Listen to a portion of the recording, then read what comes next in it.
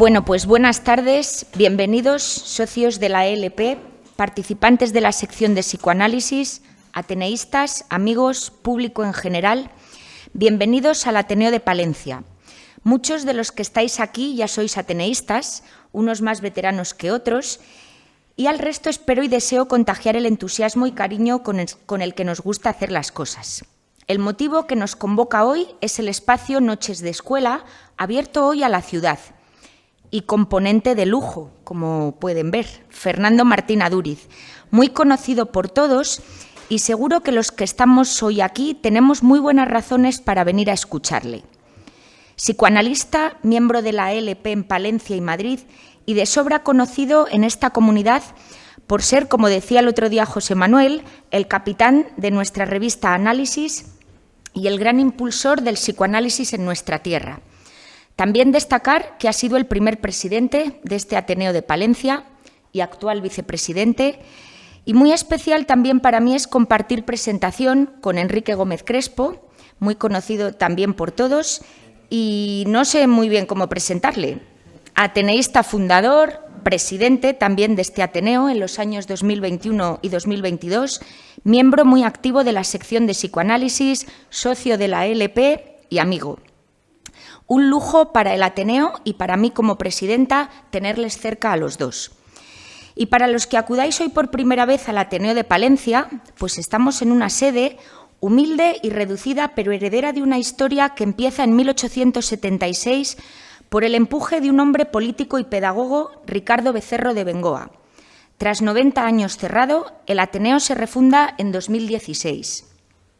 Y si Ricardo Becerro de Bengoa fue el fundador de este Ateneo, pues me voy a atrever a decir en público que Fernando Martín Adúriz es el refundador del Ateneo de Palencia en 2016. Llevamos casi 7 años de andadura y desde el Ateneo seguimos convencidos cada vez más que fue un buen día para esta ciudad, estando en el lado de los que acogen con ilusión y entusiasmo los proyectos sólidos y razonados. Una institución que es ya muy querida por los palentinos de aquí y de la diáspora. Este mes entregaremos el carnet número 747. El Ateneo como institución abierta a las ideas, a los debates, a las inquietudes de la ciudad y su provincia, que se hable, que se lea, que se dialogue, que se agite la vida del pensamiento crítico. Con estos previos se entiende que el Ateneo quisiera crear una sección que llevara el nombre de sección de psicoanálisis, sabedor del lugar específico que ha tenido el psicoanálisis y los psicoanalistas en la refundación del Ateneo, la respuesta inmediata de tantos y tantos analizantes que han pasado por la experiencia analítica a sumarse a las filas del reconstituido Ateneo, y esto, a mi juicio, merecía el reconocimiento público de este hecho. Y además, si no me equivoco, somos el único Ateneo de España que cuenta con una sección de psicoanálisis, ¿verdad? Así que deseo terminar estas palabras introductorias haciendo un especial reconocimiento a la sección de psicoanálisis en el Ateneo de Palencia, esta sección tan activa, quizás sea por eso del deseo. Y como no podía ser de otra manera, agradecer a su directora, Ángela González, el trabajo y el esfuerzo que ello implica. Ángela González es también la directora de la ELP y me consta porque de ello soy testigo del excelente trabajo que están desarrollando.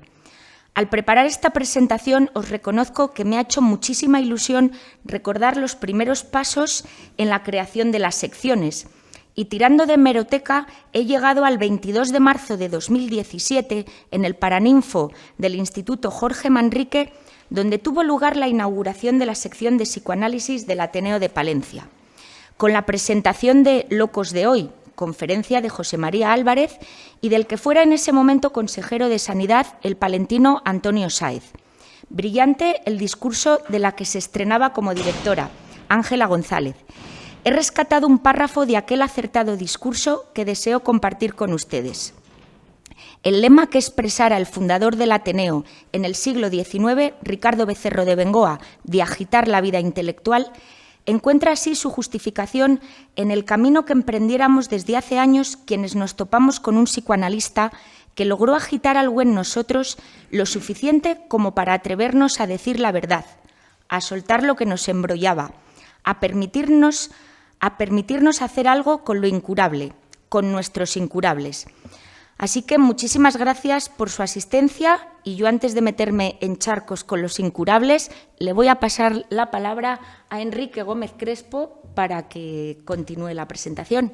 Muchísimas gracias. Vamos a ello.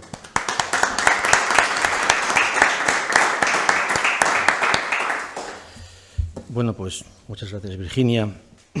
Esto de presentar a un psicoanalista tiene sus riesgos, ¿eh? Porque sí. Y si es tu psicoanalista más, es que lo pillan todo, lo pillan todo. Pero bueno, vamos a intentarlo, muy breve, ¿eh? Muy breve. Bueno, las buenas tardes también y bienvenidos a uno de estos actos tan singulares que organiza la sección de psicoanálisis del Ateneo de Palencia, ¿no? Aquí tenemos entre nosotros a varios miembros y, por supuesto, a su directora, ya lo ha mencionado Virginia, Ángela González Delgado, y a Suso Pol, lo quiero mencionar, que tanto trabajo por y para esta sección está haciendo. Y he utilizado el adjetivo singular, acto singular, porque así considero que es la mirada del psicoanálisis sobre la vida y, si lo concretamos un poco más, sobre el sufrimiento humano. Siempre algo distinto, algo que nos sorprende por inaudito, porque no tiene nada que ver con el racionalismo y el biologicismo imperante. Dice el Evangelio, no os asustéis, que en un principio fue el Verbo, y retorciendo la cita para nuestros intereses, quiero decir, para mis intereses, me atrevo a decir que con el Verbo, tomado aquí en sentido metafórico como lenguaje, como lo simbólico, con el lenguaje visto así, llegó el sufrimiento. El malestar, eso que parece que nunca nos deja en paz, la ansiedad, el síntoma, nuestro fantasma, y la angustia que a veces pienso que es el susto de vivir, como los sustos del amor de García Márquez. Hemos hecho o intentado hacer de todo con nuestro sufrimiento. Lo hemos asumido como parte de nuestra vida, era lo inevitable, el amor fati. Lo hemos soportado, lo hemos querido quitar de encima, lo hemos negado, hemos intentado creer que era posible la vida sin él, que era posible la vida feliz. Y ahora, si me lo permiten, estamos además convencidos de que es asunto exclusivamente del cuerpo, bueno, del organismo, de sus genes y neurotransmisores y del entrenamiento también, de procedimientos de higiene mental, y que unas cuantas consignas y protocolos, junto con la química de la ciencia al servicio del malestar, pueden, si no eliminarlo, sí al menos paliarlo, porque es el organismo quien enferma. Y si me permiten el reduccionismo, en estas estamos ahora, en este dogma de fe. En principio, sin más arsenal terapéutico e intelectual para comprender, el tiempo para comprender de Lacan, me refiero, que lo que dice la neurociencia y sus excesos, que también los tiene. Por ejemplo, el más grave, como dice nuestro ponente de hoy, yo se lo he oído decir, confundir el coche con el conductor. Puede ser un buen resumen. En un magnífico libro titulado Las ciencias inhumanas, el psicoanalista Gustavo de Sal, que estuvo aquí con nosotros hace unos pocos años, en el prólogo de este libro nos habla con bastante claridad de la tesis de Lacan, la de la ciencia y la verdad del año 1966. En este texto habla de lo que él llaman ahora el borramiento del sujeto como acto fundacional de la ciencia moderna.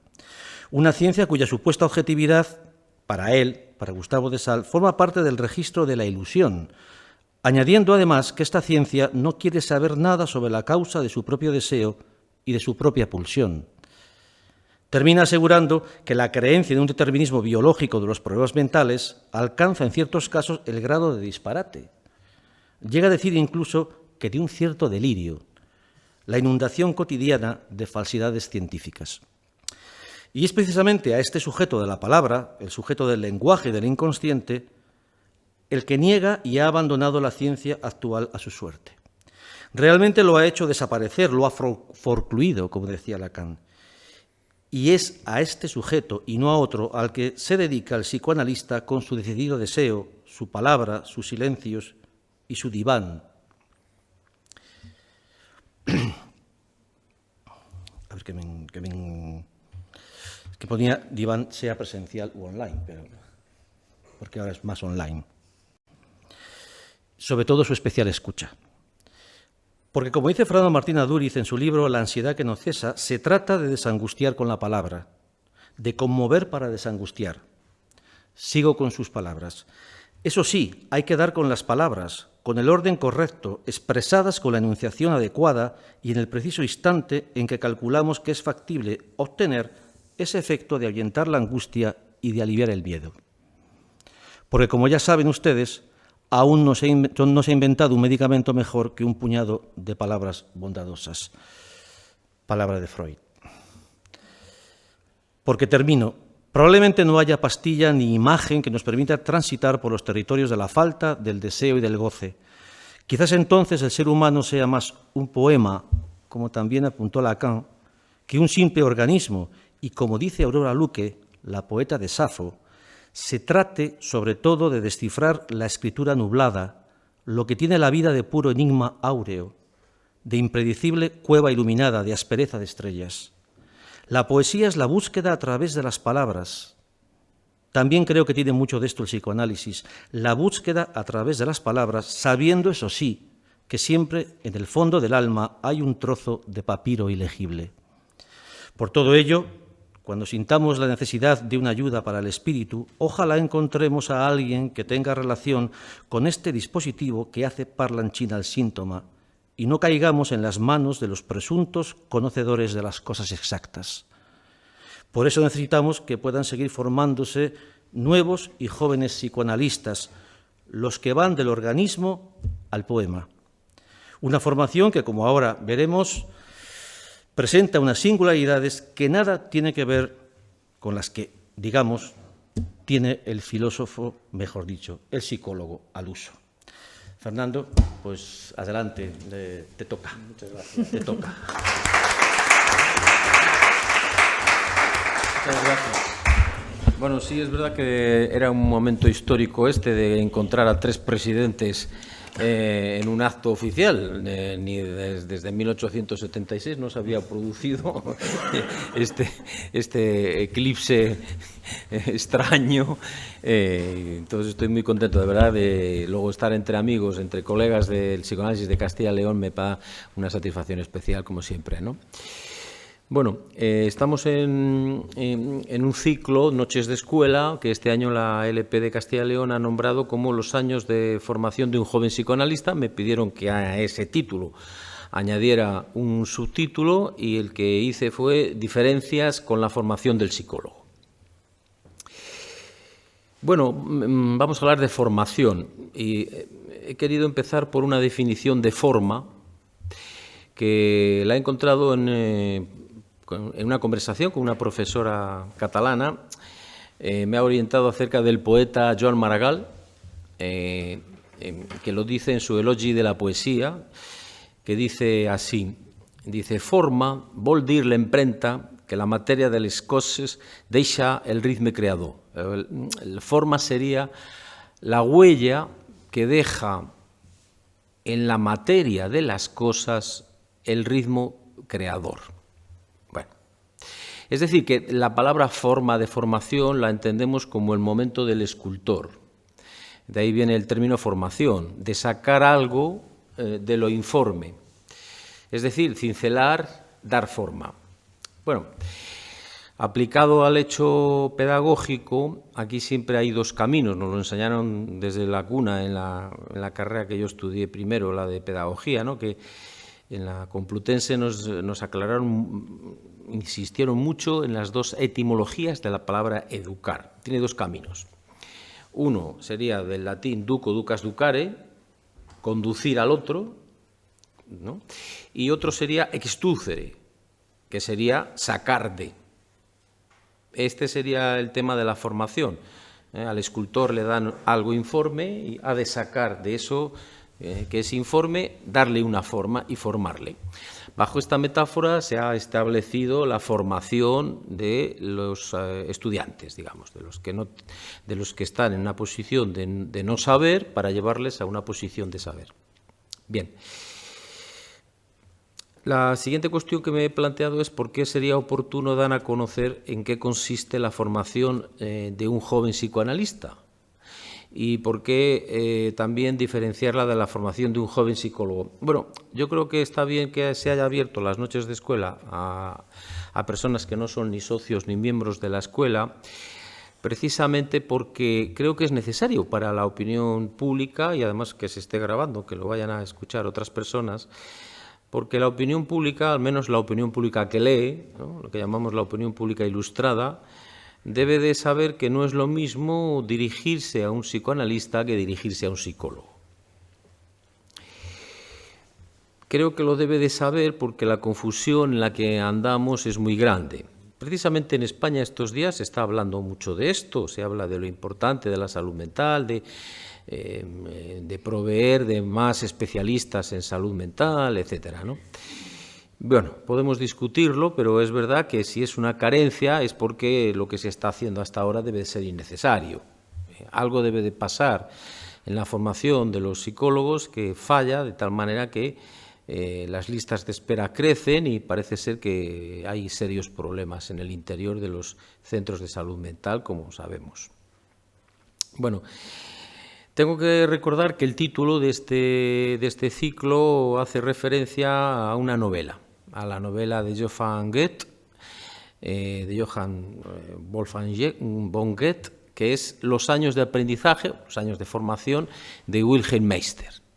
Esta es una novela de finales del 18, 1796, está camino entre Werther y las afinidades selectivas, y es una novela muy interesante porque sería el máximo exponente de lo que se consideraba entonces la novela de formación, que irrumpe precisamente para diferenciar la literatura de entretenimiento. La formación sería en este caso entendida como principio poético, es decir, no solo un tema de que se va a tratar de esto, no es un principio temático, era porque se quería diferenciar y dándole ese matiz poético. Por eso he empezado con un poeta, ¿no? No interesa solo entonces cómo se forma un muchacho, sino el sentido poético de tal formación. De todos los que han comentado este libro, la mejor opinión la he encontrado en Nuccio Ordine.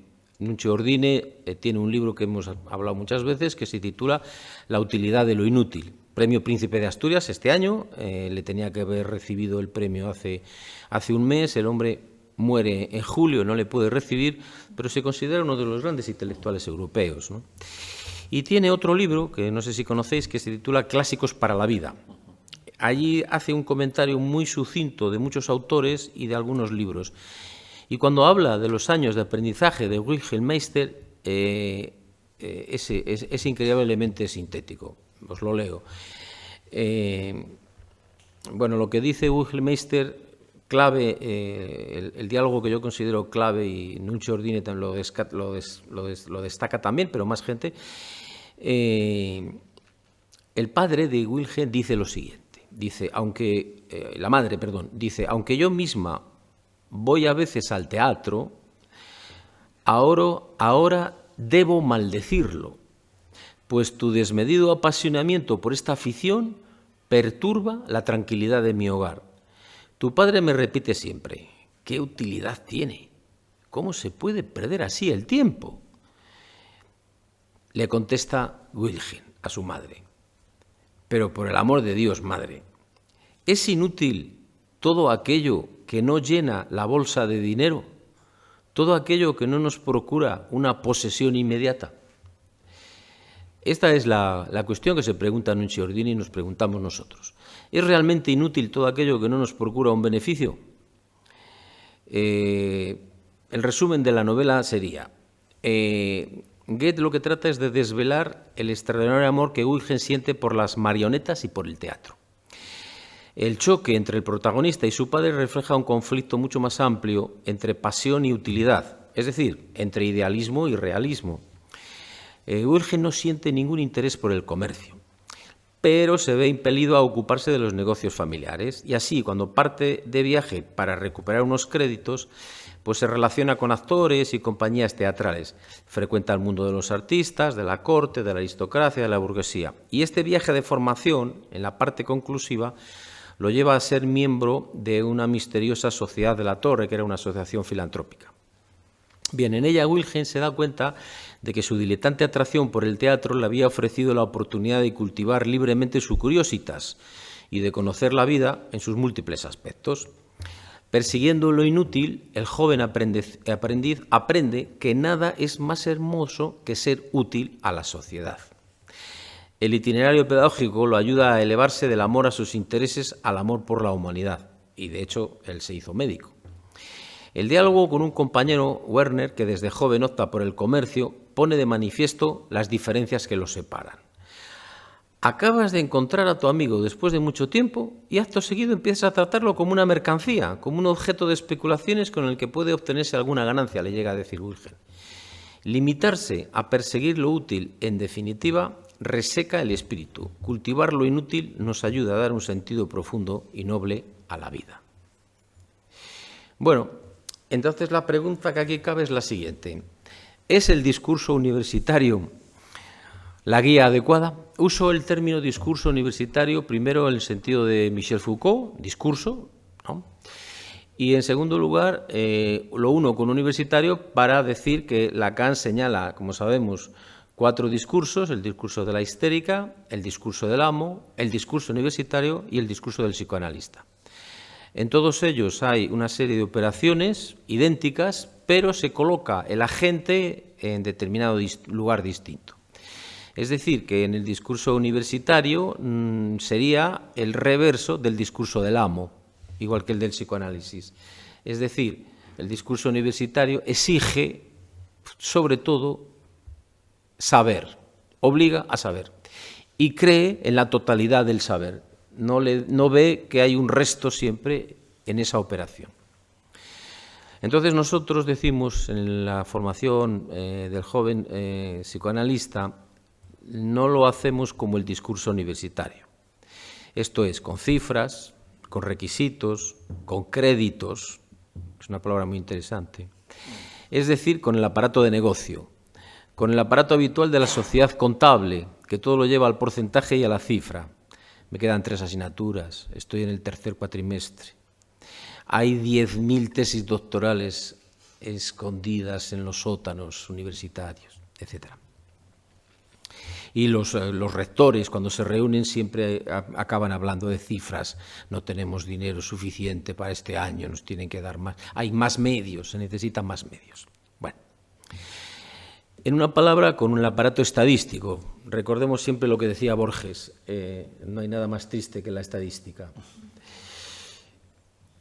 Bueno, en definitiva sería el mal uso del Big Data, porque hay un buen uso del Big Data, podemos decir. El uso que usan, por ejemplo, se usa para la investigación científica para ayudar a resolver problemas de enfermedades nuevas. Todo ese arsenal de la sabiduría estadística está bien empleado. Pero el mal uso es el que se usa el Big Data para que el candidato político sepa qué palabras son las que le dan votos, qué sílabas son las que dan votos, qué morfemas son los que dan votos y qué fonemas son los que no dan votos. El uso del Big Data es perverso en esos casos. Bueno, ya nadie discute que la universidad está en las cifras y que, a nadie le gusta eso, salvo, evidentemente, a la cohorte obsesiva, amante de las listas y su vértigo, por seguir a Humberto Eco. Pero desde luego a nadie le suscita mucho amor el recorrido de la formación de un universitario, cuya aspiración es un título que le abra la puerta de un mercado. Recordemos además la pasión que hay por los números unos de promoción o los números unos de unas oposiciones, algo que se publicita como signo de calidad. Podríamos recordar algunos números unos que han pasado por la cárcel. Todo el arsenal universitario propende a no salirse entonces de unos requisitos que en definitiva son los de la ideología de la evaluación. Si se redujera la formación de un joven psicoanalista a la expedición de un título, sería algo así como si las cartas de amor pudieran encargarse a la inteligencia artificial o a un notario, amante de la literalidad frente a la retórica. Es por eso que la formación de un joven psicoanalista no se da en los recintos de una universidad. Previamente todos los psicoanalistas han pasado por sus bancos, nunca mejor dicho, bancos y créditos, para obtener un diploma en medicina, en filosofía, en psicología o pedagogía básicamente. Incluso hay cursos de posgrado y tesis doctorales y hay un diploma de doctorado en psicoanálisis por la Universidad de París 8. Esto es un efecto del impacto que produjo entre los intelectuales franceses, con Michel Foucault a la cabeza, la enseñanza entonces de Jacques Lacan, que fue el primer director, y después ha sido Jacques Alain Miller. Pero no existe en el mundo ni un solo diploma de psicoanalista universitario, acaso de doctor en psicoanálisis o de máster en psicoanálisis. Aquí hay personas que han estudiado en la Universidad de Valladolid un máster en psicoanálisis, han hecho esa formación. Freud habló de esto. Se preguntó en 1918 si debía o no enseñarse el psicoanálisis en la universidad. Él contestó lo siguiente: el psicoanalista puede prescindir de la universidad, sin menoscabo para su formación. La orientación teórica que le es imprescindible la obtiene mediante el estudio. Es interesante que a los estudiantes universitarios les preguntamos muchos días ¿qué estás leyendo? Y ellos dicen, no, nada, ahora no leo, estoy estudiando. Más concretamente, dice Freud, en las sesiones científicas de las asociaciones psicoanalíticas, así como, y esto es un tema muy importante, por el contacto personal con los miembros más antiguos y experimentados. El contacto, dice Freud, ya lo dice en 1918, el contacto personal con los miembros más antiguos e experimentados de estas. En cuanto a su experiencia práctica, dice Freud, aparte de adquirirla a través de su propio análisis, podrá lograrla mediante tratamientos efectuados bajo el control y guía de los psicoanalistas más reconocidos. En 1926 hubo una gran discusión sobre si los legos podían ejercer el psicoanálisis. Se consideraba legos a los que no eran médicos, puesto que la mayoría de los primeros psicoanalistas eran médicos. Pero como un abogado empezó a ejercer el psicoanálisis, se vio confrontado con la ley, entonces todos esperaban la autoridad de Freud para decidir si una persona que no había estudiado medicina podía ser psicoanalista. Esto ya lo dice en 1926 y entonces allí defiende que no solo se requiere ser médico, sino que lo que se requiere es estar formado en psicoanálisis. Sienta entonces ya desde entonces las bases de lo que ha sido la formación freudiana del psicoanalista. Él dice tiene que haber unas instituciones, lo llama institutos, los candidatos mismos son analizados, reciben instrucción teórica mediante lecciones de todos los temas, gozan de un analista más antiguo y experimentado, vuelve a repetirlo unos años más tarde, como veis, cuando se les permite hacer sus primeros intentos en casos leves y se calcula, dice, que esa formación lleve unos 2 años. Desde luego, aun transcurrido ese tiempo, es solo un principiante, no un maestro todavía.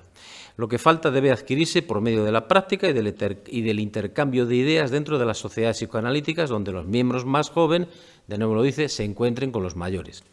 La preparación para la actividad analítica no es nada fácil ni simple. El trabajo es duro y grande la responsabilidad. Bueno, él dice, entre otras cosas, que si se introdujera el psicoanálisis como carrera universitaria, debería estudiarse una serie de disciplinas. Él proponía, en algunos momentos, ligadas a las ciencias humanas, historia de la cultura, mitología, psicología de la religión y ciencia de la literatura. Lacan, alguna vez, cuando hablaba en un artículo sobre la enseñanza de la universidad, decía que habría que introducir la lingüística, que Freud no conoció, ni a Saussure ni a Jacobson, no había habido todavía el despliegue de la disciplina lingüística. La lógica, decía Lacan también, lingüística, lógica, la topología y la antifilosofía. Estas materias, decía, no solo contribuyen a la formación del analista, sino que también encuentran en esta experiencia la ocasión de renovarse. A principios del siglo XX, en Buenos Aires, a comienzos del siglo XX, había una cátedra de José Ingenieros. José Ingenieros para los argentinos es tanto como Ortega y Gasset para nosotros, un padre de la patria, ¿no? Yo tuve la suerte de supervisar con su nieto, Horacio Valle Ingenieros. Y la cátedra en la Universidad de Buenos Aires estaba especializada en un modo de pensar la histeria. Pero Freud desconfía de la universidad por el imperio del discurso médico que allí acontece. Y Lacan, por la contradicción de la naturaleza de sus discursos. Mientras el psicoanálisis denuncia el no todo, la universidad aclama un todo saber, capaz de ser enseñado y bien entendido. Cuando precisamente lo que sabemos es que no todo puede ser bien entendido. De hecho, Freud decía que había 3 profesiones imposibles: gobernar, psicoanalizar y educar, porque en las 3 se iba a encontrar un resto. En 1998, Jacques Miller, para nosotros el gran continuador de la enseñanza de Lacan y fundador de la Asociación Mundial de Psicoanálisis, decía lo siguiente: espero que la inscripción universitaria del psicoanálisis se vea demorada lo máximo posible. Yo también lo deseo. Y he sido profesor de 2 máster en 2 universidades, pero de 2 máster. Bueno, yo creo que la institución universitaria está en una deriva, pero no solo en España, quizás en España más, pero en todo el mundo, y convertida en una fábrica de expender títulos. Está alejada de los asuntos de la ciudad, está endogámicamente organizada para cubrir su personal, y veremos que la formación de un joven psicoanalista se aleja entonces de esa espiral de formación al servicio de la titulación para adentrarse en los circuitos del amor al saber y de la exigencia ética de una clínica imposible sin ética.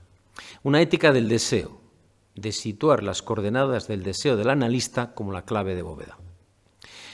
He de recordar que Freud fue profesor de la Universidad Vienesa, Privatdozent, en el mismo año en que comenzó a organizar en la sala de espera de su consulta, curiosamente el mismo año, para aprender y ejercer el psicoanálisis. En los lugares donde el psicoanálisis ha aprendido mucho, por ejemplo en Argentina, ¿no?, en Sudamérica, veo que aquí hay psicoanalistas formados en aquellos lugares, es muy común los grupos de estudio, y durante mucho tiempo se han burlado con razón, y además con mucha razón fundada, de los que iban a la universidad a estudiar y decían: ¿pero para qué vas a estudiar a la universidad? Entonces era muy normal que hubiera grupos a las 9 de la mañana, a las 10:30, a las 11:15, en la casa de no sé dónde, en no sé qué institución, y se dedicaban efectivamente a estudiar, pero no a otra cosa, a estudiar todo el rato. Digamos, en una especie de transmisión artesanal del saber, sin exámenes, sin diplomas, compartiendo con los más expertos los primeros pasos, y lo cual requiere mucha paciencia y requiere mucho deseo. Yo vengo de eso, he vivido durante los primeros años de mi formación en grupos de estudio, donde íbamos de una clase de lingüística que duraba 2 horas a otro lugar, al otro lado de Madrid, a un taller de psicoanálisis, a estudiar y estudiar y estudiar.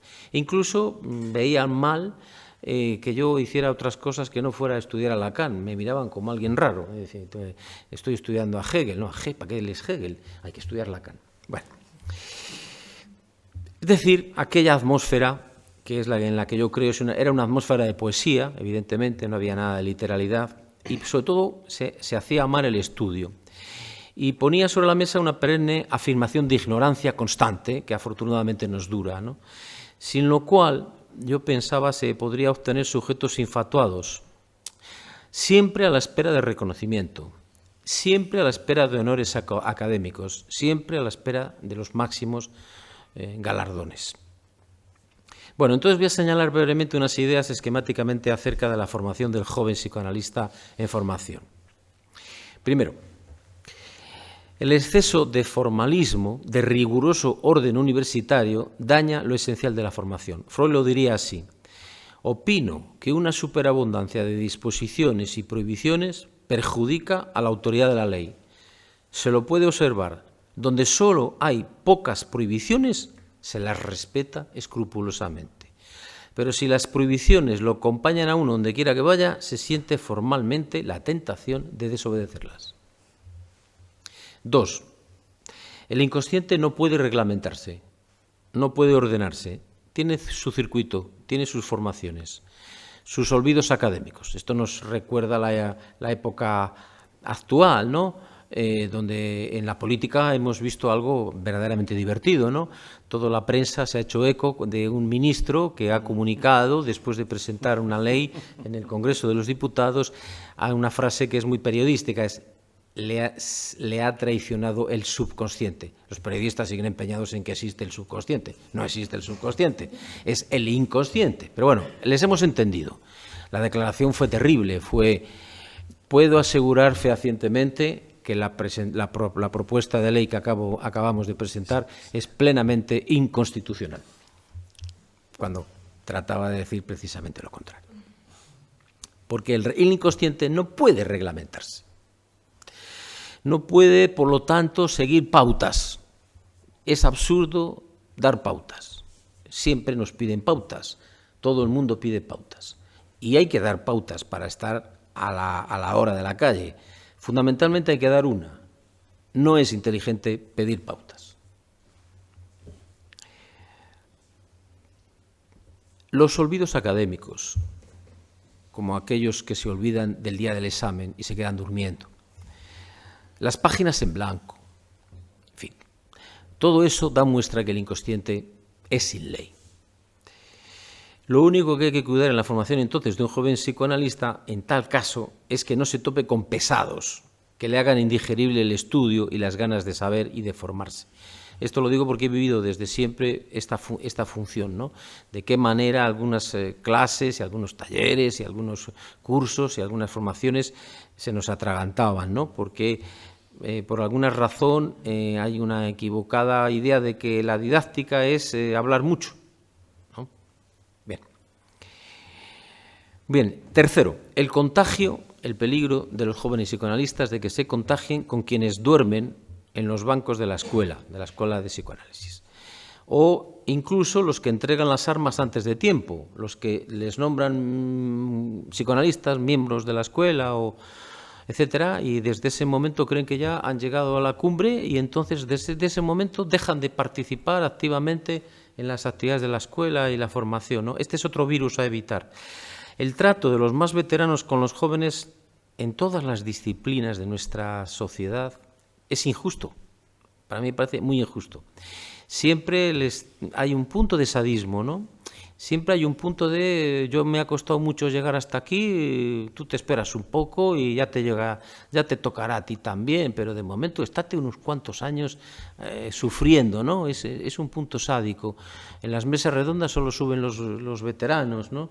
Luego se quejan de que hay pocos jóvenes, pero realmente es un punto verdaderamente de que siempre los veteranos ya están acomodados y dan codazos, pero en todas las disciplinas, no solo en el campo del psicoanálisis. Bueno, tú eres profesora de universidad y sabes lo que estoy diciendo. Cuarto punto, el contacto con quienes se resisten, en el caso de la disciplina del psicoanálisis, se resisten al psicoanálisis, fundamentalmente los psicoanalistas. Y decir que buscan coartadas. Por ejemplo, el hecho de las disfunciones y crisis y enfrentamientos en los grupos e instituciones escuela. Como hay lío, porque siempre hay lío, no hay institución que no tenga lío, no hay escuela que no tenga crisis, pues se pueden encontrar esta justificación para vivir en su propia burbuja. De suerte que su vida de psicoanalista aparece detrás de un diván y parece que están tan bien disecados que hasta parece que están vivos y forman parte del mobiliario.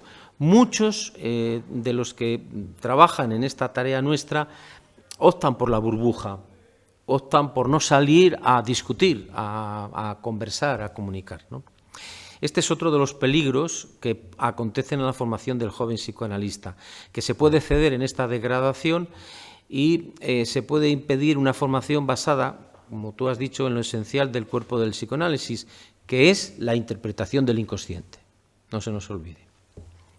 Quinto punto, ¿cómo no colocarse en el discurso universitario?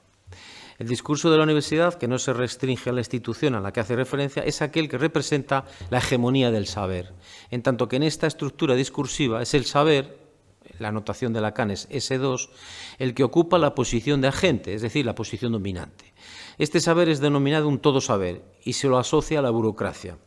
El discurso de la universidad es una regresión, como decía antes, del discurso del amo, y en este sentido implica una modernización. Es el amo más moderno, es el jefe de la universidad. El saber, en efecto, ocupa el lugar que antes tenía el amo en el discurso. En este caso, el significante amo se encuentra en la posición de la verdad, lugar que en realidad es, según Lacan, el motor y el punto de partida de todos los discursos. Por lo tanto, en todo discurso, el agente es solo agente en apariencia, es un falso agente. En el discurso universitario, el amo funciona como garante formal del saber. Precisamente por este signo, porque el signo del amo ocupa ese lugar, toda pregunta por la verdad resulta, hablando con propiedad, dice Lacan, aplastada. De esta manera, el universitario, que se encuentra en el lugar del otro y que obedece el mandato del amo, sintetizada en este imperativo categórico, por seguir a Kant, sigue sabiendo. Es decir, nunca es suficiente, sigue sabiendo. Un mandato superyoico, imperativo, categórico. Es entonces, aparece como un conservador y un transmisor del saber de los grandes autores.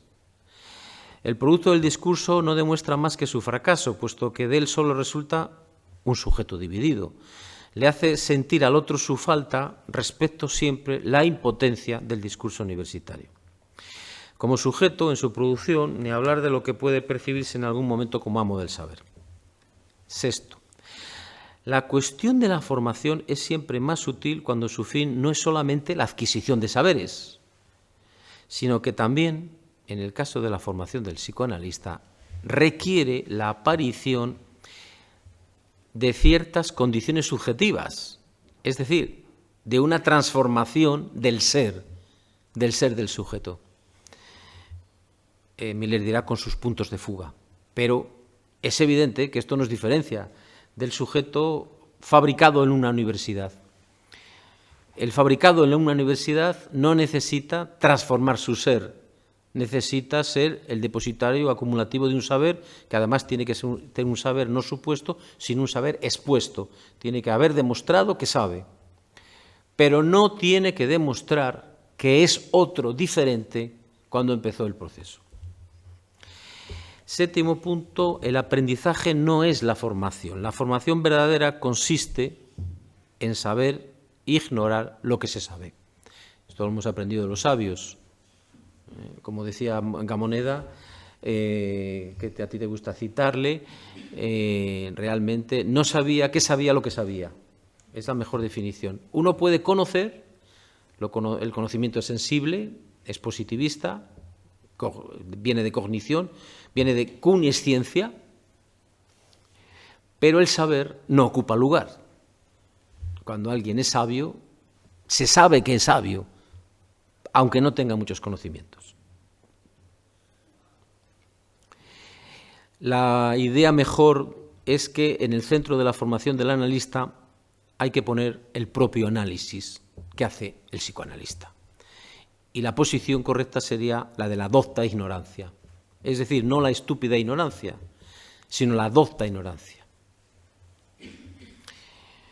Bueno, en el largo camino de formación de un joven psicoanalista podemos situar varios hitos, muy brevemente. Primera cuestión, se tiene que encontrar con un psicoanalista.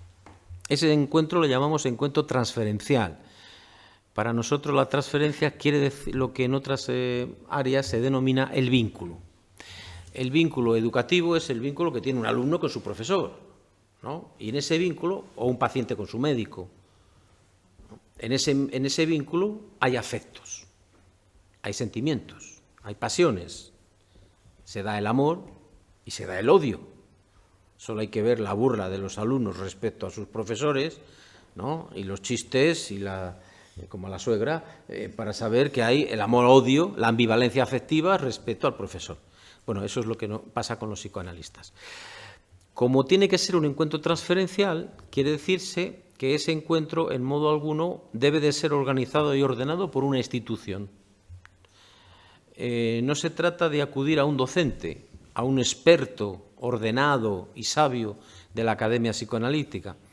Se trata de acudir a elegir un psicoanalista de entre los que uno y solo uno son elegidos por las mejores razones inconscientes de un sujeto y que tardará tiempo en saberlas. No importa sus insignias ni sus títulos. Por supuesto, ese encuentro puede ser fallido.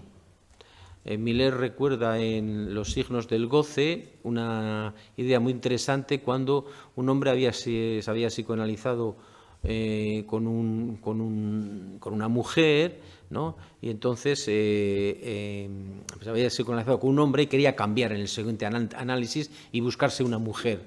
Entonces buscó a un psicoanalista romano, muy querido por nosotros, que es Antonio di Ciaccia. Y Antonio di Ciaccia en aquella época tenía unas barbas prominentes, ¿no? Y entonces acudió en la primera entrevista y le dijo, qué decepción, es que yo buscaba una mujer. y le dijo lo siguiente, le dijo, ¿qué le hace pensar que yo no lo sea?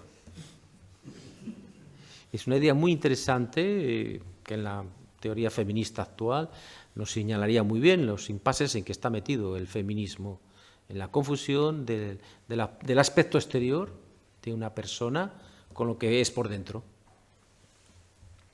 Bien, entonces no importa, por lo tanto, saber que ese encuentro siempre es fallido, ¿no?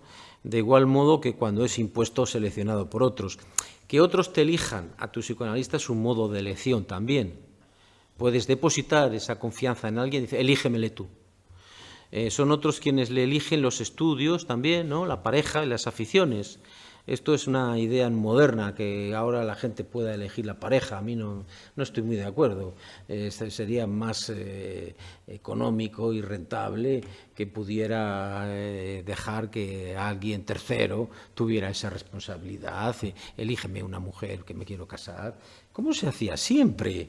Esta cosa moderna de que cada uno puede elegir la pareja, y ya no digamos los estudios, ¿no? Yo puedo estudiar lo que quiera. ¿Cómo que tú puedes estudiar lo que quieras? Tú vas a estudiar lo que yo te diga. Es decir, que es como ir a comer. Ahora es la cosa de que te sacan una carta llena de 25.300 opciones. Pierdes más tiempo en leer la carta que en comer. Entonces, bueno, ¿por qué no elige usted lo que yo quiero comer? Como pasa ya en algunos restaurantes. Os voy a decir lo que ustedes van a comer. Es un alivio cuando alguien... Es decir, que estoy diciendo todo esto, estos cursos, porque elegir a un psicoanalista a algunos les lleva tal quebradero de cabeza que se pasan media vida eligiendo un psicoanalista. Yo conocí a una persona que llevaba 8 años a ver a qué psicoanalista elegía. Al final me eligió. Y cuando supe, años después, la verdadera razón por la cual a mí me eligió, era muy bizarra. Bien. El analista no resulta del analista, no es autoengendrado, sino resulta de su análisis. No es un ser engendrado. Es verdad que hay una genealogía, es decir, que todos nosotros partimos de Freud. Hay un gusto siempre en esta historia, ¿no? ¿Quién te psicoanalizó a ti? Y a tu psicoanalista, ¿quién le psicoanalizó? Y al otro. Bueno, yo una vez, en bromas, como lo había hablado en mis sesiones, pues hice mi genealogía. Como he hecho 2 psicoanálisis, pues la tengo muy larga, ¿no? Por un lado tengo a Lindenbaum, mi primera psicoanalista, ingenieros era el psicoanalista de mi psicoanalista, Piedimonti, Raskowski, Ángel Garma, que era un bilbaíno que fue a Argentina a llevar el psicoanálisis. A Ángel Garma no le pudo psicoanalizar Freud, le psicoanalizó Theodor Reik, y a Theodor Reik le había psicoanalizado Abraham, y a Abraham Freud. Así que mi genealogía por el primer psicoanálisis acaba en Freud, como la de todos nosotros, con todo este viraje de Bilbao a Argentina.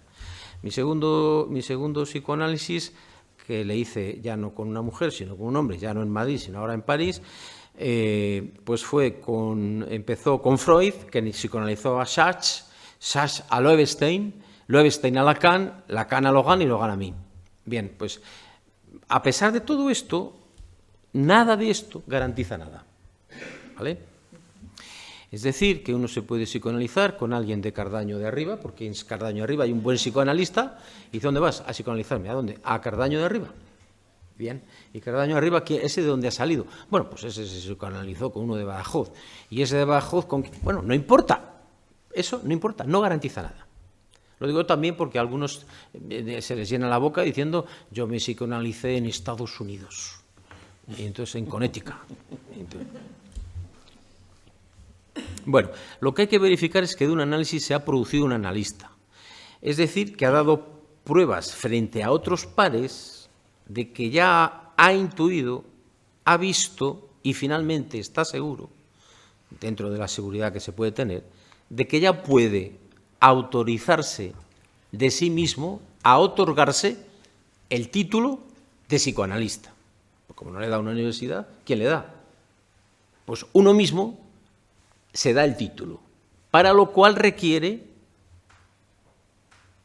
que esté seguro de que es el único que se autoriza a dársele. Es decir, que no lo hace por contaminación, no lo hace por identificación a su psicoanalista, o no lo hace por otras circunstancias que no son la de que él lo ha intuido, luego lo ha visto y se ha asegurado de que él es psicoanalista. Luego lo tiene que comunicar, evidentemente, a alguna institución, y esa institución, para garantizar a la opinión pública que ese que se ha garantizado a sí mismo, se ha autorizado a sí mismo a ser psicoanalista, es verdad, esa institución debe decir, pues efectivamente, verificamos que este señor dice que es psicoanalista. Y entonces le nombran miembro de una institución. ¿Vale? Bien. Es verdad que esa institución puede decir, aunque usted diga que se autoriza a ser psicoanalista, nosotros pensamos que todavía no es el momento. Y si él lo autoriza a esa institución a decirle eso, pues espera otro poco, sigue algunos consejos que le dan y puede postergar esa autorización. Hay quien no hace nada de eso, saca su titulación de medicina, hace su psicoanálisis y un día pone una placa y dice que es psicoanalista. Bien, pero no existe la garantía institucional de sus pares que lo avalen. ¿Puede hacerlo? Pues sí, porque si ya tiene otro título sanitario para la burocracia sanitaria le vale. Si es psiquiatra o si es psicólogo, con tener ese título, cambiando a lo largo del tiempo ha ido cambiando. Bueno, primero eran psicólogos clínicos, luego psicólogos sanitarios. Los sanitarios pueden hacer unas cosas, los clínicos. Más adelante, cuando el negocio se les haya acabado, inventarán otro título parecido de psicólogo, yo qué sé, asistencial, que no es ni sanitario, ni clínico, ni no sé qué, porque a lo mejor pues el negocio tiene que seguir por ahí. Pero eso ya es otro tema, a nosotros eso ya no nos compete. Esas son las burocracias sanitarias. El psicoanálisis va por otro lugar. Bien, el proceso analítico no es un proceso de identificación, es un proceso de desidentificación, que funciona, por lo tanto, al revés de la formación. ¿Vale? Al público a veces familiar le tenemos que decir otras cosas. Yo ya decía, ¿a dónde vas tanto a Madrid? Pues voy a hacer unos cursos. Entonces, entrar en su lenguaje a veces nos interesa, porque si dices que vas a tumbarte a un diván a hablar de los sueños de que te pasó a los 5 años y tú con eso estás... no, había que explicarlo mucho, ¿no? Entonces a veces hay que hablarlo en su lenguaje y dices, estoy haciendo unos cursos de ampliación. Bien. Es decir, lo que nosotros negamos es que de lo amorfo se pase a la forma completa, como sería. Dice, usted ya está formado, eso nunca lo diremos. De un menos, es verdad, se puede pasar a una sabiduría, eso sí lo diremos, eso sí lo decimos. Ahora, recuerdo en Valencia una conferencia de Jacqueline Miller, el desbroce de la formación psicoanalítica, que está publicada, que me dijo una cosa que me pareció fundamental, que él decía, todo problema es fantasmático. Bueno, la posición entonces es antipedagógica, no es el dominio del saber sobre el goce para domesticarlos. Sabemos que no se puede domesticar el goce. Es decir, nuestra posición es la deposición de un semblante sobre un saber que debe quedar supuesto. Porque de lo que viene a contarnos alguien no sabemos nada. Por eso ahora iré viendo cómo la formación del psicólogo tiene que ser distinta, evidentemente, ¿no? Entonces, resumo, el analista es el resultado de su análisis, un análisis no es una formación en lo que es una identificación, hagan como yo, es la enseñanza clásica. No es necesaria la práctica de analista y dar cuenta de ella para ser analista, lo es como resultado de su propio análisis. Si como resultado de su propio análisis ya es psicoanalista y si luego no atiende nunca a ningún paciente, es fantástico también. Ya es psicoanalista. Es el resultado de un análisis.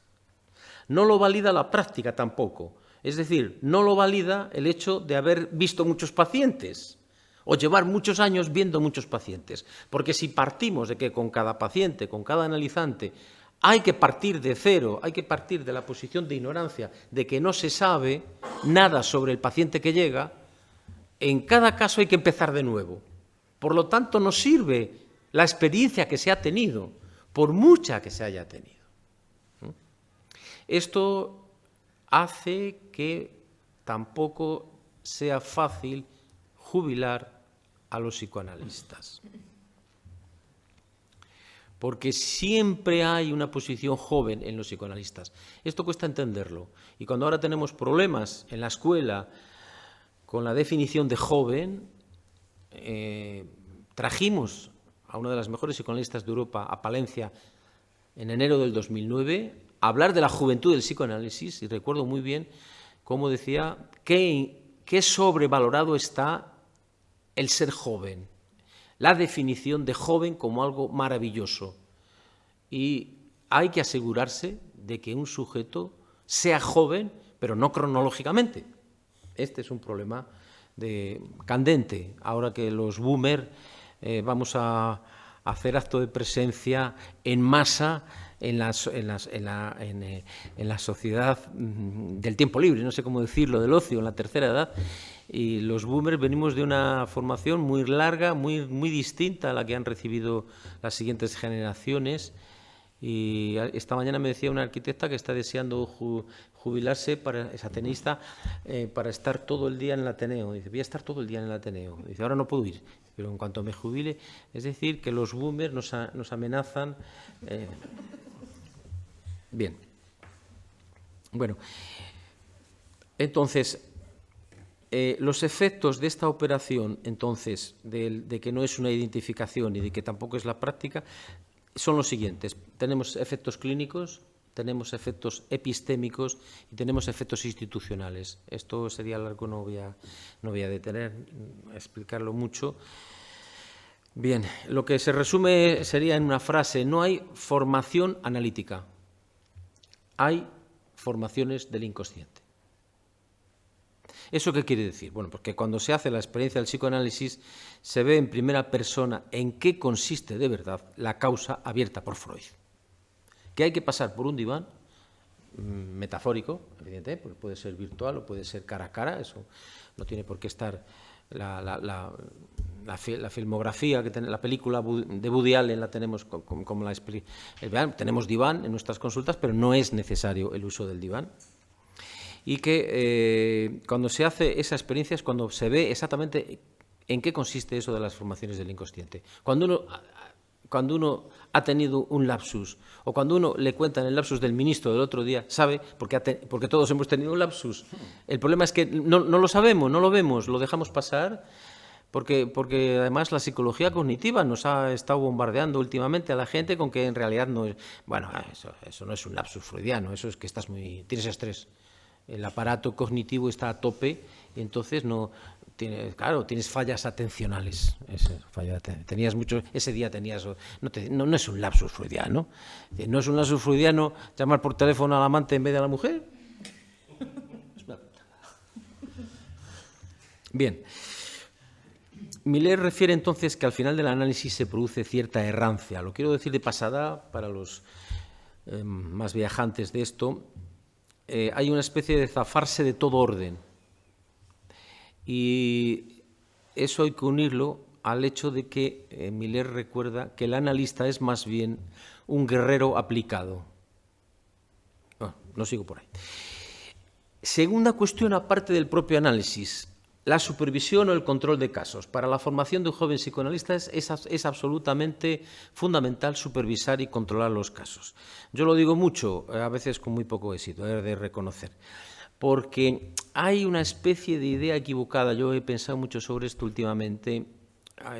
Empiezo a ver a gente que me pide supervisiones de muchos sitios y estoy aprendiendo muchos de ellos, porque muchos son psicólogos que no tienen mucha formación psicoanalítica o no la tienen directamente, y buscan una supervisión no en el sentido de la formación, sino en el sentido de su posición subjetiva con sus pacientes. Eso me ha enseñado mucho últimamente, ¿no? Pueden saber mucho de psicología infantil, pueden saber mucho de lo que fuere, pero cuando supervisan un caso, lo que van buscando es algo propio que está en juego en ese caso. Eso es una supervisión. Los puntos ciegos que uno tiene cuando está con un paciente. Sus puntos ciegos solamente se pueden ver cuando cuenta ese caso a un tercero y le abre los ojos. Entonces, el encuentro con un supervisor o control de casos puede coincidir que el supervisor sea el propio analista, pero puede elegirse otro distinto, incluso pueden elegirse varios. La práctica del control incluye saber que algo se transforma, que algo cambia en el interior de un joven en formación. Yo he supervisado a veces con 2 personas, casi más o menos constantemente, y a veces coincidía el mismo día, y he de confesar, por primera vez, sin rubor, porque lo he entendido después, que a veces llevaba el mismo caso. Y encontraba 2 respuestas distintas, pero encontré que mi enunciación estaba en juego en la decisión del supervisor de orientarme de una manera o de otra. Y la enunciación, no el enunciado, al contar algo sabemos que es decisivo. Tercer punto, para la formación, los seminarios, seguir estudiando. Esto es muy pocas profesiones donde se hace, en casi todas las profesiones sanitarias sabemos que se hace, los médicos, etcétera, las enfermeras, nosotros también, no dejamos de estudiar nunca, ¿no? Cuanto más se mantenga esa continuidad, desde luego, más seguros podemos estar de que la infatuación no ha llegado a la casa del psicoanalista, ¿no? Más se reconoce el no saber. Yo me alegra de estar en una escuela donde los jóvenes psicoanalistas de 65 estamos los sábados por la mañana tomando apuntes, porque eso me da mucha alegría cuando recuerdo que Freud decía el encuentro de los más jóvenes con los más expertos. Me parece que que además entronca con si nos damos cuenta, con los clásicos, ¿no? Con la transmisión de los filósofos clásicos que cogían y paseaban con sus jóvenes alumnos, ¿no? Y añado también el compromiso con el psicoanálisis. Creo que eso forma parte de la formación del joven psicoanalista. Va más allá del ejercicio de una profesión. La propia materia del psicoanálisis, desde luego, incorpora un estilo de vida. Cuando se está habitado por el psicoanálisis ya no hay final. Es una desgracia como otra cualquiera. Y además los mayores se sienten en la obligación de no abandonar a los que empiezan y son constantemente reclamados en este punto. En Madrid estos días, en el NUCE, había una clase, había un superveterano que además había pasado una enfermedad. Estaba dando clase allí. Yo he vivido en París escenas de gente muy mayor, de 80 años, que iba a supervisar conmigo allí los casos y la teníamos que ayudar a levantarse del sofá. Era encantador esa idea de que todavía no se sabe lo suficiente, porque no se sabe nunca lo suficiente, evidentemente. Los años de formación, por lo tanto, no concluyen. He de confesar que he hecho 2 psicoanálisis, pero que sueño, y tengo la firme intención de hacer un tercero, y que tengo elegido el psicoanalista, no el nombre, pero sí la característica. Buscaré un psicoanalista muy joven, el más joven que pueda, ¿no? Y no me importa las meteduras de pata que pueda tener, si es que las tiene, porque yo, como no he hecho mucho caso nunca a nadie, creo que no me va a perjudicar el tercer. De hecho, me lo decían, usted no hace caso, le estoy diciendo esto y está haciendo otra cosa, ¿no? Pero creo que va con el estilo de cada uno, ¿no? Y que a mí me ha funcionado esa cosa hasta cuando me enseñaban a conducir en la autoescuela. Dice, pero le hemos dicho 2 veces que ponga las manos así. Creo que hay algo que no se puede educar, ¿no? Y yo me he resistido siempre a hacer mucho caso. Bien, los años de formación no concluyen. Diferencias, por acabo, con la formación del psicólogo. Primero, para el psicólogo no es puesto a conocer sus propios fantasmas, su fantasma fundamental, sus síntomas más persistentes, la tarea de enfrentarse a escuchar a otros que vienen a narrar ese su sufrir, los llevan por no querer saber más que lo justo de lo que le cuentan sus pacientes. Por eso son expertos en que las terapias no duren mucho, porque si duran más, explotan. Se dedican, por lo tanto, a modificar la conducta, a dar pautas muy precisas de cómo deben de organizar sus vidas, de cómo saben enseguida cómo ser felices. Y por lo tanto su mantra es, bueno, no, agua pasada no mueve molino, no le busque 3 pies al gato, no me interesa su pasado, lo que nos interesa es aquí y ahora, hit and nunc, aquí y ahora, ¿qué es lo que usted quiere hacer? ¿Qué quiere hacer? ¿Qué quiere hacer? Pues yo, entonces inflan el yo, infatúan el yo de una manera insufrible, porque evidentemente si los pacientes hablan más, exponen sus propias carencias. De esto que hablamos, de las identificaciones y de las desidentificaciones que no han recibido. Segundo, también su deriva puede consistir en reducir el efecto de la palabra en psicología al hecho educativo. La mayoría de los psicólogos optaron en algún momento por ser pedagogos y no psicólogos. Educan, tal, ¿no? Ocupan la posición del director espiritual, incluso del, ¿cómo se llama el que enseña en el Corte Inglés cómo te queda la ropa, que te lleva por todos los sitios? Me han contado, llevo solo 40 años trabajando, pues en estos pocos años que llevo me he encontrado con muchas historias de gente que te ha contado lo que le dijo su psicólogo, ¿no? Usted tiene que cambiar de ropa, bueno, cosas de esas.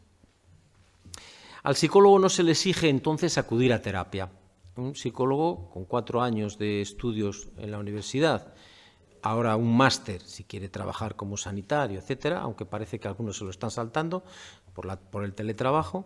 Entonces, cuando ellos cuando reclaman terapia es porque su síntoma les hace sufrir de verdad. Cuando son armónicos con su síntoma, como algunos te dicen, yo no tengo síntomas, ¿eh? Hacen uno con él o se identifican absolutamente a su síntoma. Hay armonía y tienen cierta estabilidad. Pero el precio en muchos casos es la infatuación, la identificación al sujeto que sabe. Esta es una de las enfermedades profesionales, estar identificado al sujeto que sabe. En el psicoanalista sería identificado al sujeto supuesto saber, pero también es una enfermedad profesional. Cuarto punto, para el psicólogo lo esencial es el síntoma, clasificado y diagnosticado. Pueden aplicar idéntica receta en todos y cada uno de los pacientes, nadie les obliga al cambio, a la innovación, a la escucha diferenciada. Algunos, es verdad, esperan un poco de tiempo antes de lanzarse a diagnosticar y prescribir, si les dejan en la institución. Estos son los más prudentes. Saben que sin conocer algo de la bipartición de la estructura esencial, psicosis o neurosis, cualquier forzamiento produce un brote psicótico. Estos son los más próximos, los más prudentes a la formación del joven psicoanalista, cuando piensan que cada paciente es radicalmente distinto. Quinto punto, los resortes y problemas del vínculo afectivo entre paciente y psicólogo llevan a no soportar en los psicólogos las terapias continuadas en el tiempo. Ya he hablado de esto. Sexto, empujados por la época, donde el consumidor tiene sus derechos e incluso existen hojas de reclamación en los centros sanitarios, como un tributo a la pérdida de la autoridad, cuando no a los abusos lógicos, se organizan las terapias psicológicas bajo el punto de el cliente siempre tiene razón. Es decir, el usuario de la asistencia sanitaria siempre tiene razón, porque quien paga manda. Ello ha conducido a las terapias basadas en el aumento del ego, en el porque tú lo vales, lo real, o en el dispón a hacer lo que te plazca, o tienes derecho a intentarlo, y todas las recetas del impossible is nothing, etc. Enjoy, enjoy, enjoy, disfruta, disfruta, disfruta. Nosotros estamos en otro campo. Para nosotros sería la parte de responsabilidad en los desastres de que te quejas, incluyendo los maltratos. Séptimo punto. El buen trato con los pacientes no excluye el rigor de las intervenciones. Lo vamos a ver mañana en un caso clínico muy interesante. Octavo punto. Se desprecia el silencio como no parte del lenguaje. Es muy interesante esto. Algunos pacientes que han pasado una sesión en silencio dicen, hoy no hemos hecho nada. 20 minutos en silencio, ¿no? Es muy interesante esto. Eso hace que el psicólogo, en la opinión de la mayoría, habla más de la cuenta. Porque se supone que si habla mucho, justifica su trabajo. Aunque puede hablarse mucho para no decir nada. Noveno. El joven psicoanalista en ciernes vive en su análisis la diferencia entre el tiempo lógico y el tiempo cronológico. El hecho de que el psicólogo asegure un tiempo de sesión y que seas previamente pactado, deja al terapeuta sin ese arma de usar el lapso para un fin terapéutico. Nosotros podemos tener sesiones de 8 minutos o de 80 minutos. El tiempo es incierto y no pactamos. Usted tiene derecho a sus 45 minutos, yo puedo echarme a dormir, ¿no? Que usted puede hablar y hablar y hablar, o incluso no hablar nada si quiere. E incluso, como le decían algunos, usted si quiere no puede venir. Me compra unos tickets de 10 tickets y se lo pongo más barato y si quiere no puede no venir.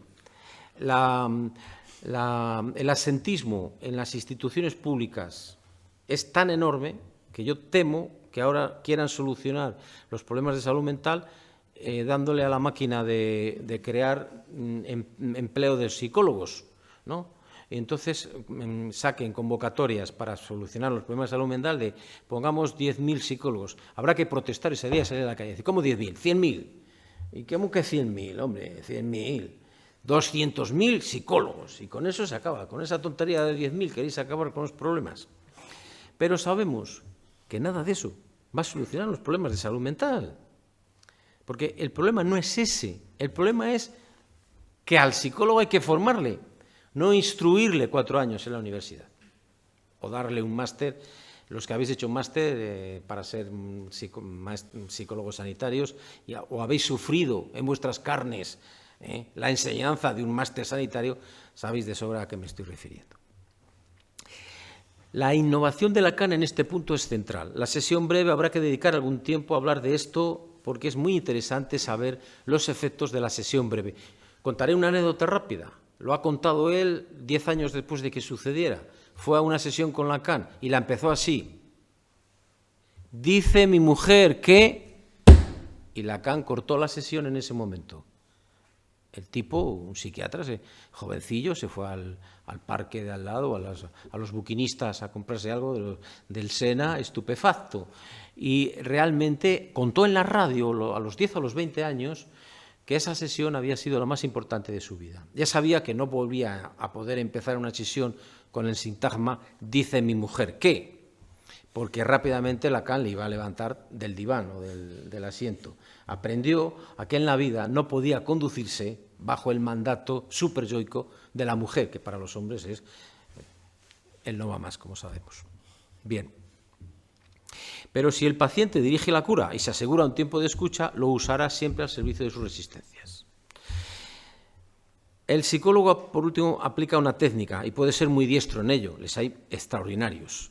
Puede que los mejores, como los sanadores, pues sean quienes son más capaces de influir, de seducir o de convencer imaginariamente, incluso de hipnotizar, como los buenos vendedores.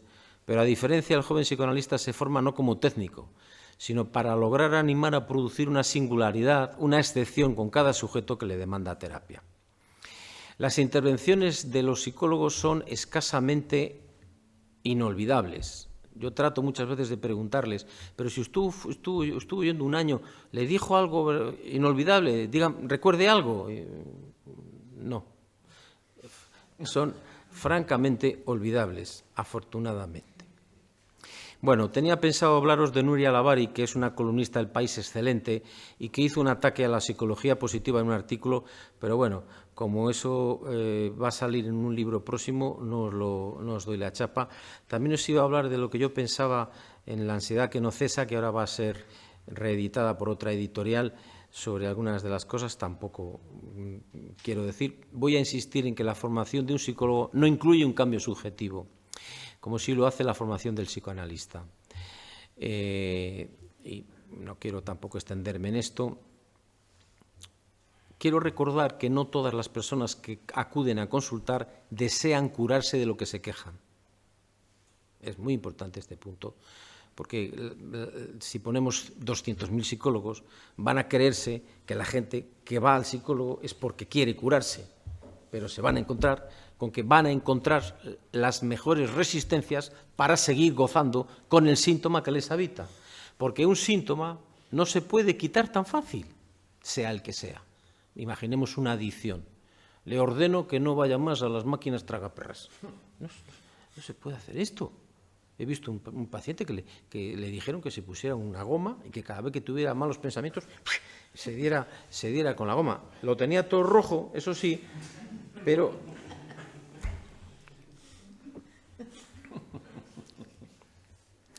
Acabo también con la posición del psicoanalista y el poder, porque esto es una reclamación que vengo haciendo a Leodoro de que si nos atrevemos a hablar un poco de la política, quizás ahora que se han calmado un poco las aguas, etcétera, sobre la figura del poder, porque hay que hablar de la erótica del poder, hay que hablar del vacío de poder, porque para el psicoanalista es muy importante la figura del poder, porque tiene esta teoría. Para nosotros el poder consiste en el poder que nos da renunciar al poder. renunciar al poder de ordenar la vida de los demás, de decirles lo que tienen que hacer, de si se tienen que separar o no se tienen que separar, etcétera, etcétera, etcétera. En eso no entramos y nos dan ese poder. La renuncia a ese poder nos produce la posibilidad de dejar que el sujeto avance en la decisión que él quiere. Estoy viendo que tengo que acabar y voy a acabar con la figura de la posición, solamente la posición subjetiva que interesa al psicoanalista joven desde el primer momento.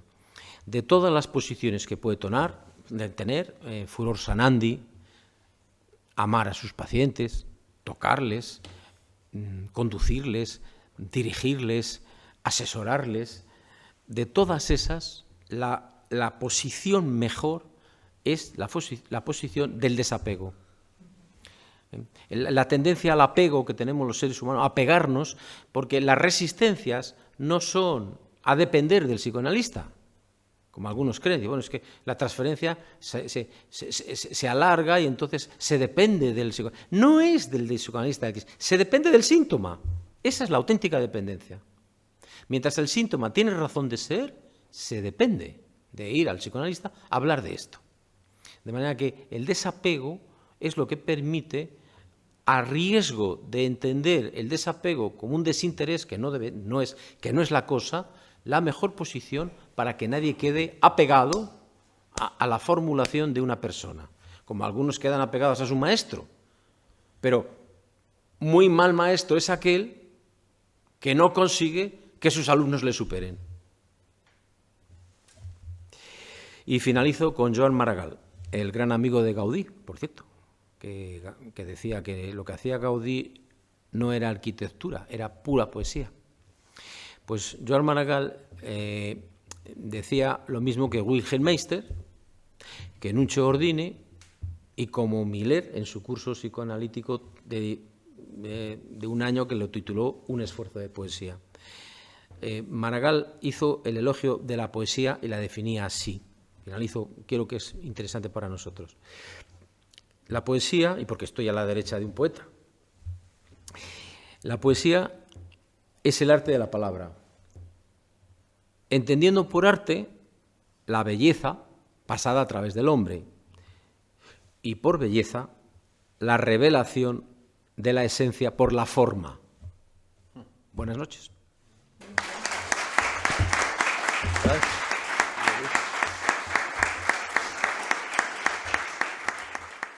En la escuela los mayores dejan a los jóvenes, ¿no?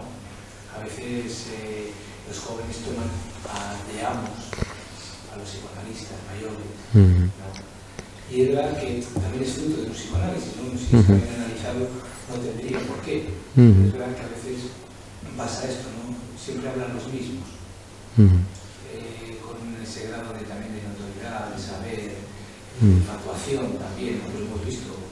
Y que lo vemos. Entonces es verdad que hay muchas diferencias y las ha señalado correctamente, vamos a decir, me ha encantado, pero es verdad que hay algunas cosas que, y luego es verdad que los que tenemos consulta también tenemos que tener hoja de reclamaciones, porque la burocracia y la administración manda narices, o sea, nos exige a todo eso, ¿no? Y de alguna manera nadie quiere tener problemas. Sí, las agresiones a sanitarios están a la orden del día, ¿eh? Yo me acuerdo que una médico me contó que yo la vez estuve viendo a la mujer, porque claro, sufría mucho cuando empezó la pandemia, me decía, esto que dicen de que vamos a salir mejores, ya te lo digo dentro de un año, unos meses, y al año ya me dijo, dice, ya ha venido un paciente a decirme, su sueldo se le pago yo, digamos, la agresión que más duele, ¿no? a un médico que un paciente diga, oiga, usted, espérese, que aquí el que mando soy yo. Y, en fin, toda esa las agresiones a sanitarios están a la orden del día, ¿no? Entonces yo creo que muchos psicólogos, ellos te lo dicen, ¿no? Pues claro, pues tienen que aguantar lo inaguantable. Entonces la pregunta es, ¿hay que aguantar lo inaguantable? Aunque hay que aguantar lo aguantable, y en nuestra profesión hay que aguantar mucho, porque el otro necesita, precisamente necesita lo que dice Santo Tomás de Aquino, que sicut palea, que mi vida, toda mi vida, como dice Santo Tomás, toda mi vida se puede ver como sicut palea, es decir, como estiércol, ¿no? Entonces, la posición, el lugar del psicoanalista es el lugar de un basurero, que además la figura del psicoanalista queda marcado como sicut palea. Algunos ya no pueden volver a mirar a su psicoanalista cuando salen de la consulta, porque la destitución subjetiva que se ha operado, ¿no?, que no sé cómo es la que se queda con una estatua, no puede mirar hacia atrás. Al principio es la cosa griega agalmática, dice, usted es el mejor del mundo, como no le he conocido antes, etc. Pero hay un momento que eso vira hacia la transferencia negativa, y hay que saber aguantar la transferencia negativa mucho, porque es el único lugar que algunas personas tienen de depositar el odio que tienen con un ser humano, porque en ningún lugar se lo escucha. Y entonces cuando te echan una bronca porque has llegado 5 minutos tarde, pero te la tienes que aguantar, o tienes que aguantar muchas cosas. Estoy de acuerdo con eso. Pero es verdad que hay una línea que es entre lo aguantable y lo inaguantable. Bueno, ella que es odontóloga te podría dar un máster sobre lo que es aguantar, porque claro, a ver cómo se va a portar usted conmigo, porque me hace daño, ¿no?, con todo esto. Entonces, claro, nosotros no hacemos un daño como el que hace una odontóloga, pero hay que reconocer que un poco, además Virginia no lo hace, pero que un poco de daño hace nuestra palabra, porque si no hace nada de daño, ¿esto qué es? Esto es un guateque no es una sesión de psicoanálisis, es un guateque. A mí me decía un psicoanalista muy importante que yo quiero mucho, me decía, no, Fernando, yo no me metas, yo lo virtual no me gusta, yo presencial. Digo, bueno, vamos a ver por qué. Y me decía, porque yo quiero a la salida, cuando me dan la mano y me pagan, ver si se van enfadados. Y entonces digo, claro, es verdad. Porque si no se van un poco enfadados, a ver, no le has tocado nada. Entonces es que se van de rositas. Es que yo veo gente que ha estado años con psicólogos en no sé qué, y no les han tocado nada. Es que se han ido, se les han escapado. Entonces hay que hacer un poco de daño. Pero claro, tienes la hoja de reclamaciones al lado, ¿no?, que pueden... Déjeme su hoja de reclamaciones. Este sueño que usted me le ha interpretado diciendo que yo en realidad lo que quiero es acostarme con no pongo quién, porque le denunciaría más, etcétera. Claro, ¿cómo encaja en nuestra profesión una hoja de reclamaciones? Porque ¿qué pueden reclamarte? Que fue exageradamente desacertada esa interpretación de tú... Claro, ¿qué sería? O que le has tenido poco tiempo. Pues decir, ha sido poco tiempo, necesito 2 horas más. Esa podría ser una reclamación entendible por el mercado o entendible por las burocracias sanitarias. Y entonces te podrían quitar unos puntos Lenin de ascenso en el marxismo. Como tute, sí, como tute. Yo no quiero interpretaciones, quiero culpables, le dice a su, sí. a su psicoanalista. Sí. Pero se le dice a los pacientes, o sea, se le dice a los pacientes que somos psicoanalistas o que esto es lo que hacemos, porque generalmente... Buena cuestión. Sí, es muy buena cuestión. Estoy de acuerdo contigo que para mí, te lo planteo, así te parece, rápidamente el asunto sería. Yo creo que hay que desdramatizar el título que tienes, porque, mire, de eso olvídese, porque no es esto ahora lo que está en juego, salvo que sea una cuestión de dar o no medicación. Los psicólogos de momento no pueden dar medicación, solamente lo pueden dar los médicos. Entonces, ahí sí hay que decir, bueno, tal. Pero yo, en el resto, si eres psicólogo o psicoanalista o psiquiatra, a efectos de lo que se trata, que la gente sabe de qué se trata, van a hablar de sus problemas, punto. Yo soy partidario, no sé, aquí hay colegas queridos que tenéis vuestras opiniones y tal. Yo voy a dar la mía porque estoy hoy aquí, entre 2 presidentes, pero estoy aquí. Yo creo que no hay que entrar en ese jardín, olvídese de eso. Como le decimos, que lo importante es no el síntoma que usted me trae, una fobia, porque hay libros sobre fobias. Aquí lo que nos importa es, efectivamente, el problema que usted tiene, Pedro Sánchez, o Manuel Fraga, como se llame usted. No importa. O sea, ese libro no está escrito. Aún no está escrito ese libro. Hay que escribirle y que está en blanco. Entonces, de usted no sabemos en qué consiste su fobia, porque su fobia es distinta a la del que ha venido hace 2 horas o el que va a venir 2 horas más tarde. Es entrar en ese juego de la singularidad. Y para eso, pues, lo puede hacer un psicólogo, un psicoanalista, eso daría igual, es una posición de escucha, ¿no?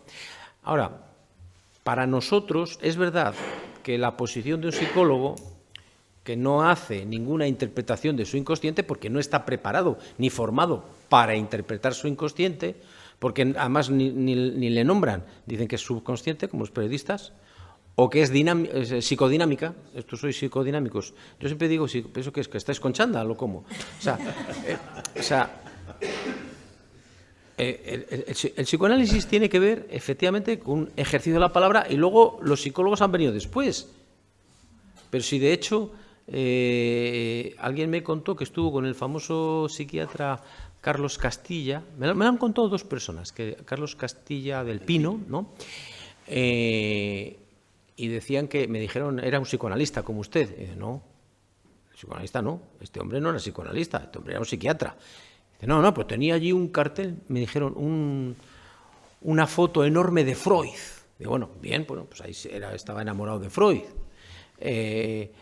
Y tenía un gran diván. Pues sí, pues hay psiquiatras que tienen un diván. Yo qué sé, es que hay un lío, es un lío muy grande. La gente tiene mucho lío. Y, en fin, nosotros no podemos entrar en ese lío. Nosotros estamos en otra posición. Y en la formación de un joven psicoanalista lo que sí sabemos es que no es la formación de un psicólogo.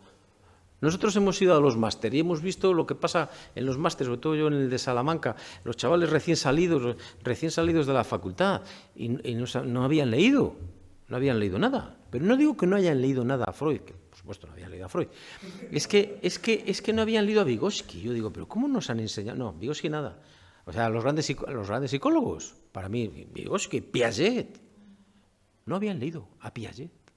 O sea, habían estudiado a Piaget. ¿Y qué es lo que habían estudiado? Pues que de 2 a 7 años, periodo preparacional. De 7 años, en el periodo, las clasificaciones, las taxonomías, siempre son clasificaciones. La universidad siempre hace clasificaciones, están todo el día. Y autores, mira, según dice. Y entonces te vuelven loco con eso y llegaban a un estatuto donde no sabían prácticamente nada. Estaban en... Tú también habrás tenido esa experiencia como la hemos tenido cuando acabas, no sabes nada.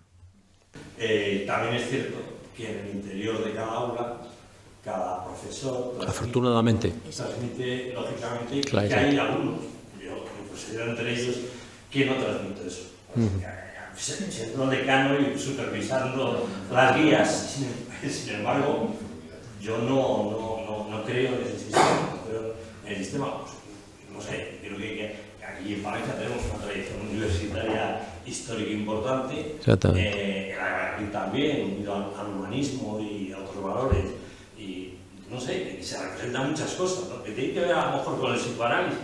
Yo siempre digo, bueno, Martí decía, el poeta cubano, hay que ser juntos para ser libres, ¿no? De alguna manera, bueno, esto está muy unido, cultura, libertad, o el Heidegger, donde hay un frontispicio que dice al espíritu vivo, ¿no? Así que estas cosas, ese tema y yo a mis alumnos por lo menos intento transmitirles un mundo emocional. Por lo tanto, no estamos tan alejados. Afortunadamente. Hay algunos que... Porque no hay tiempo, Pero la primera, es verdad que, mira, yo tengo una persona que se analiza conmigo, que es profesor universitario, y me ha recomendado siempre la lectura de un coreano, del famoso coreano, que es el último libro es sobre la crisis de la narración. Hay una crisis de la narración. Y no hace más que escribir libros este hombre sobre que hay una crisis de la narración. Me recuerda a las películas de Almodóvar, que hasta que no saque adelante su fantasma, pues para mí el de Almodóvar es muy, muy sencillo de dilucidar, como no están en análisis, o sea, al análisis se puede ir de 2 formas, llamando al timbre de un psicoanalista o haciendo otras cosas. Almodóvar, por ejemplo, o escribiendo, o esto que dice el coreano. El coreano dice que hay una crisis de la narración. Me dan ganas de llamarlo un día y decirle, ¿por qué no va un psicoanalista? Porque es verdad lo que dice, que hay una, pero para nosotros no hay tal crisis, porque nos hemos pasado media vida en un diván narrando y escribiendo cartas, como tú dices, que son las cartas del desciframiento del secreto que cada uno tiene consigo mismo, ¿no? Eso en la primera parte. Y en la segunda, yo siempre he sido muy forofo de lo digital, era el más forofo de España. Yo puse en marcha el primer blog de psicoanálisis de España. Cuando les pedías un post para el blog, te decían los psicoanalistas, déjame. Ahora es el blog más leído de España en psicoanálisis. Luego le pusimos en la Asociación Mundial, el blog más leído en el mundo es el nuestro, y todo lo que quieras. Y siempre he tenido el primer iPhone, he hecho cola para el iPhone y no sé qué, y hice curas de dislexia con el Spectrum ZX en el año 86. Si yo he sido de esos, pero te digo una cosa, lo virtual es lo mismo para un analizante que lo presencial, pero para quien no es lo mismo es para un psicoanalista. Te confieso esto. A mí lo virtual me agota, pero me agota literalmente, y yo no me corto. Si a uno le tengo que decir cualquier cosa, se la digo, me da igual en presencia o a través del cristal, ¿eh? Pero para el analizante es una gran ocasión. Primero, yo trabajo en Palencia y en una gran ciudad como Madrid. Los desplazamientos, no sé cuáles son peor, si en Palencia o Madrid, porque en Palencia hay gente de la montaña que dice, oye, mira, ¿qué te parece hoy si en vez de recorrer 100 kilómetros, aparcar, ir a tu consulta, estar en la sala de espera, me tomo un café a las 4 de la tarde, que está entrando el sol muy bien aquí en la montaña y no sé qué?